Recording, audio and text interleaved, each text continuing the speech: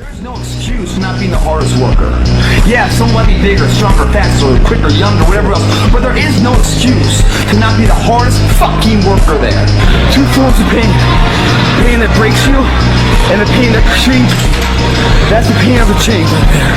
That's the pain of progress. The pain that destroys you isn't this shit. It's later in life knowing you could have been more, and all that's left is you and the fucking mirror and tears of a possibility left that you allowed to die. Own your fucking life, guys. You had every opportunity. There's no excuse not to be the hardest motherfucking worker in the room. In all your endeavors, schoolwork, the gym, your career, your relationship, your needs attached to it. It's gotta mean more than anything. That's your needs, all you got. Don't sell out. What in the world's going on with this armor? The moment I put it on, all of my pain went away. That's not it. It's more like I don't care about pain anymore.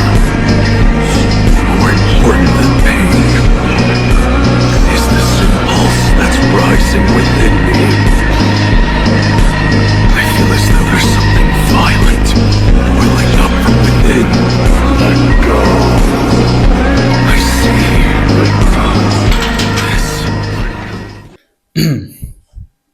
Днескашното видео ще е малко по-различно. За тези, които са видяли от Instagram или от TikTok, това е Q&A, първият Q&A в този канал. Да, ще отговарям на вашите въпроси. Те не са толкова много, понеже половината от тях бяха простотии.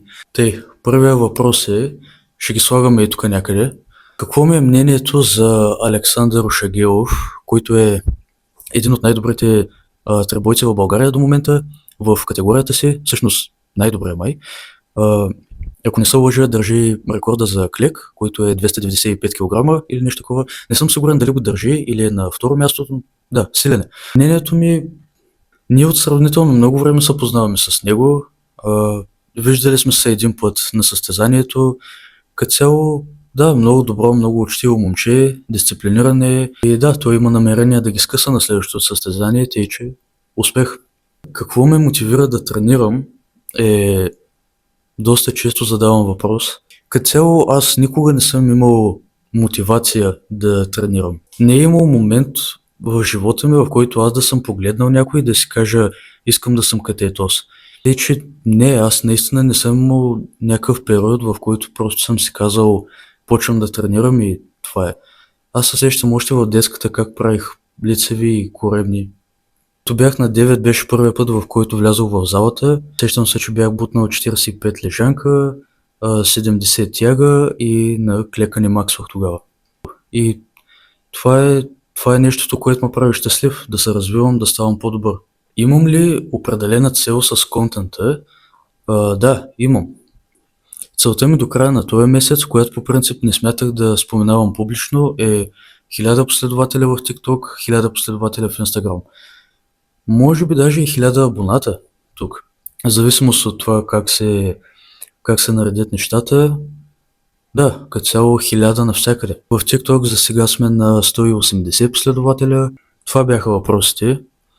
Имам още 5 въпроса, ама те са пълни простотии. Отделно, както споменах в миналото видео, скоро време обмислям доста неща, доста идеи за видеа, доста по-различни от този тип видеа.